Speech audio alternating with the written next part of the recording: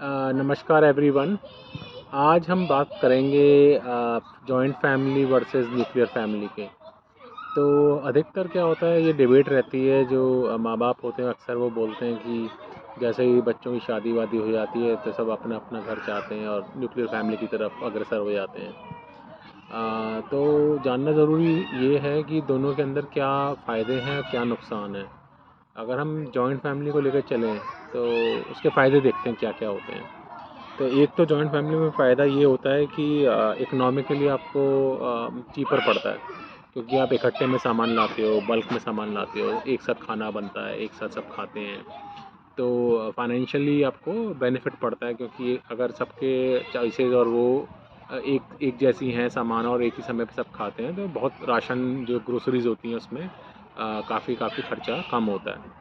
दूसरा, क्योंकि सब एक ही जगह पे रहते हैं तो इंडिपेंडेंट प्रॉपर्टीज़ वगैरह या आप रेंट नहीं दोगे, एक ही केबल होगा, एक ही इंटरनेट होगा आपका, तो उसमें भी पैसा बचेगा। तो रोज़मर्रा के जो एक्सपेंसेस हैं वो भी आपके कम हो जाते हैं। तो ये इसका एक बेनिफिट हो गया। दूसरी चीज़ अगर आप देखोगे, इसके अंदर एक ड्रॉबैक ये भी है कि आप सारे लोग एक साथ तो रह रहे हो, लेकिन अगर आपको कुछ अपने कस्टमाइजेशंस करनी है या अपने तरीके से कुछ डिफरेंट करना है तो वो जॉइंट फैमिली में कर पाना बड़ा मुश्किल हो जाता है, क्योंकि आपको सबको लेके चलना होता है साथ में। तो वो उसका पर्सनल फ्रीडम में थोड़ा ड्रॉबैक है। तीसरी चीज़ अगर मैं बोलूँगा तो ये बोलूँगा बेनिफिट क्या है, इमोशनल सपोर्ट रहता है। जैसे आपके छोटे बच्चे हो गए, आपके कोई लाइक सिबलिंग्स होंगे या आपके माँ बाप हैं, वो उनको देख सकते हैं। आपको कभी भी घर लॉक करके नहीं जाना होगा, कोई ना कोई आपके घर पे हमेशा रहेगा, ख्याल देखने वाला रहता है, या जस्ट बातें करने वाला रहता है, या शेयर करने वाला रहता है। तो वो अपॉर्चुनिटी आपके पास रहती है जब आप एक जॉइंट फैमिली के अंदर होते हो। इसका दूसरा नुकसान भी है, क्योंकि जितने ज़्यादा लोग साथ में रहेंगे उतने आपस में बर्तन खटकेंगे। तो कई बारी अगर सब काफ़ी लोग ईगोइस्टिक हैं और अपने अपने सबके थॉट प्रोसेस अलग है तो आपस में क्वारल होना, लड़ाइयाँ होना भी लाजमी है। जब 4 लोग ही घर में रहते हैं, जैसे हस्बैंड वाइफ बच्चे, तो उन्हीं में लड़ाइयाँ हो जाती हैं। तो सोचिए अगर 4 की जगह 10 लोग रह रहे हो तो उनमें कितनी ज़्यादा होगी। तो वो भी पॉसिबिलिटी, एक ड्रॉबैक है कि हो सकता है लोगों में आपस में रूठामनसी, लड़ाई झगड़ा होना, ये भी बहुत स्वाभाविक है। एक आई थिंक इसका बेनिफिट मुझे ये भी लगता है जॉइंट फैमिली में कि एक साथ आप इतने सारे लोग रहते हो तो आपकी एक धाक रहती है सोसाइटी में। आप जहाँ भी होते हो तो सब जानते हैं कि हाँ भाई ये पूरा एक परिवार साथ मिल के रहता है। तो एक दबदबा भी बना रहता है, तो उसे उस तरीके से भी दिखा जा सकता है कि बैकिंग है, स्ट्रेंथ है। कोई भी इशू आता है तो सारे लोग आपके स्टार्ट आते हैं, तो वो भी एक बेनिफिट हो सकता है जॉइंट फैमिलीज़ के अंदर। दूसरी चीज़ ना, अभी हाल ही फ़िलहाल में लोग काफ़ी डिबेट करने लगे हैं कि अक्सर जब भी बच्चों की जब शादियां होती हैं, पहले तो वो साथ में रहते होते हैं अपने माँ बाप के। जैसे ही शादी होती है तो अक्सर वो दूसरी तरफ बेसिकली बाहर निकलने की सोचते हैं, और उसका दारोमदार ज़्यादातर उस पर पड़ता है कि भाई जो नई बहू ही आई है वो माँ बाप के संग उसकी बनती नहीं है, इसलिए वो अपना एक अलग घर चाहती है। तो मेरा मानना ये है कि क्या होता है ना कि जब आपकी शादी हो जाती है और आप माँ बाप के साथ होते हो तो आपकी ज़िम्मेवारी बढ़ जाती है। आपकी ज़िम्मेवारी आपके माँ बाप के प्रति भी है, और आपके अपना जो परिवार आपका नया बन रहा है उसके प्रति भी है। तो इसको कहीं ना कहीं हमको ना बैलेंस करना पड़ता है। अगर साथ में रहते हुए आपको लगता है कि खटपट ज़्यादा हो रही है और छोटी छोटी बातों में दिक्कतें आ रही हैं और एडजस्टमेंट में डिफ़िकल्टी है, तो मेरा मानना यही है कि अलग हो जाना ही बहुत अच्छा रहता है। अलग हो जाने का मतलब ये नहीं है कि आपने उनसे नाता तोड़ दिया, रिश्ता तोड़ दिया, अपने बंधन जो हैं वो छोड़ दिए सारे। अलग होने का मतलब क्या है, एक अरेंजमेंट है ऐसा कि हालांकि आप रहते साथ में नहीं हो, लेकिन तब भी आपके मन जुड़े हुए हैं, दिल जुड़े हुए हैं, तो आप अभी भी वैसे ही बातचीत करोगे, सब कुछ करोगे। बस ये है, आपका खाना एक साथ नहीं बनेगा, आप रोज़ रोज़ की खिटपिट खिटपिट नहीं होगी, क्योंकि आप कम मिलोगे, कम देखोगे तो कम बात करोगे। तो अलग होने का मतलब ज़रूरी ये नहीं है कि आप बिल्कुल ही अलग सिटी में चले गए या बिल्कुल ही दूर मकान ले लिया। आप ऐसे भी हो सकते हैं कि एक ही कोठी है ग्राउंड फ्लोर पे, जैसे माँ बाप रह रहे हैं, फर्स्ट फ्लोर पे आप रह रहे हो, तो वो साथ के साथ और अलग के अलग हैं। तो ये एक हाइब्रिड अप्रोच हो सकती है जो कि ली जा सकती है, कि जैसे अगर ज़रूरत पड़े या कोई दिक्कत आ गई या कुछ है तो उसमें आपको पास होने का बेनिफिट भी हो जाए, और आप अपनी पर्सनैलिटी चाहते हो, पर्सनल अपना प्राइवेसी चाहते हो, वो सब है, उसके लिए आपके पास सबका सेपरेट है भी।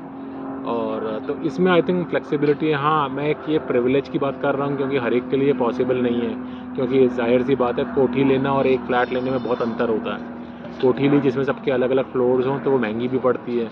तो आपके पास इतना पैसा होना चाहिए कि आप ये कर पाओ। हाँ, अगर आपके पास पैसा ही ज़्यादा नहीं है और एक ही फ्लोर लिया हुआ है आपने, उसी में सबको रहना, तो उसमें ये पॉसिबल नहीं है, राइट। तो उसमें पॉसिबिलिटी बस वही रहती है, फिर किराए पे पास पास मकान लो और दूर के दूर और पास के पास दोनों रहो। तो बेसिकली जो लोग अकेले रहते हैं ना, उनको बहुत दिक्कतें आती हैं अक्सर, जैसे कि जब भी वो घर जाते हैं तो घर बार देखने वाला कोई नहीं होता, ताला लगा के जाना पड़ता है घर पे। तो अक्सर इंडिया में तो चोरी भी हो जाती है। इनफैक्ट अब तो यूएस में भी आया है, जो सिंगल इंडिपेंडेंट फैमिली होम्स होते हैं उसमें ब्रेक इन थेफ्ट्स वगैरह होने लग गए हैं एक्चुअली। तो ये दिक्कत रहती है। दूसरा क्या रहता है, बोरियत वाली बात है, जैसे आपके मान लो हस्बैंड चले गए या वाइफ कहीं पे चली गई, आप अकेले हो, तो मन लगाना बड़ा मुश्किल हो जाता है एक न्यूक्लियर फैमिली के अंदर कि करो क्या। होता क्या है कि जब कई सारे लोग होते हैं तो एक को देखा देखी भी आदमी कुछ काम करता है। कभी किसी की बर्थडे पार्टी हो गई, कभी किसी का कुछ फंक्शन हो गया, किसी की एनिवर्सरी हो गई, तो कुछ ना कुछ त्यौहार फेस्टिवल कोई मिलने वाला आ गया, तो जॉइंट फैमिली में ना आया गया लगा रहता है। तो इससे क्या आप एक इन्वॉल्व रहते हो, एक एनर्जी सी रहती है। न्यूक्लियर फैमिलीज़ में अगर होता है कई बार तो इतनी सारी एक्टिविटी और वो सब इन्वॉल्वमेंट नहीं रह पाती, तो उससे आदमी को बोरियत भी हो जाती है। तो वो भी एक इसका एक एंगल है। ओवरऑल मैं यही बोलना चाहूँगा कि देखिए, दोनों के अपने प्रोज़ एंड कॉन्स हैं, और जो लोग जॉइंट फैमिली प्रेफ़र करते हैं उन्हें जॉइंट फैमिली में रहना चाहिए, जो न्यूक्लियर में प्रेफ़र करते हैं वो न्यूक्लियर में रहना चाहिए। लेकिन एक जो तीसरा एस्पेक्ट है, जो हाइब्रिड अप्रोच जिसके बारे में मैं बोलना चाहता हूँ, वो ये है कि आप जॉइंट होते हुए भी सेपरेट हो जाएँ और सेपरेट होते हुए भी जॉइंट हो जाएँ। जैसे कि मैंने बताया कि आपने 2 फ्लैट साइड बाय साइड ले लिए, या एक कोठी ले ली जिसमें एक फ्लोर पे आपके माँ-बाप हैं, दूसरे फ्लोर पे आप हैं, तीसरे फ्लोर पे आपके ब्रदर हैं।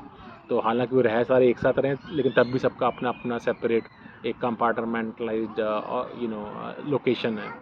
तो जिनके पास देखिए जो सक्षम हैं, जिनके पास सुविधा है, पैसे खर्च कर सकते हैं, या तो किराए पे अपने पास-पास अपार्टमेंट्स ले लें, ताकि अगर एक दूसरे की ज़रूरत पड़े तो सम्मिलित हो सकें, या एटलीस्ट जो घर के प्रोग्राम्स हैं या वो उनमें सारे सब मिल के कर सकें।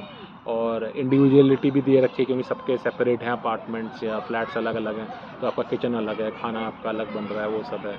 तो इसमें दोनों के ही आपको मज़े आ सकते हैं कि साथ भी रह रहे हो और साथ में आपका सेपरेशन भी है। सेपरेशन ऑफ कंसर्न्स जैसे हम बात करते हैं।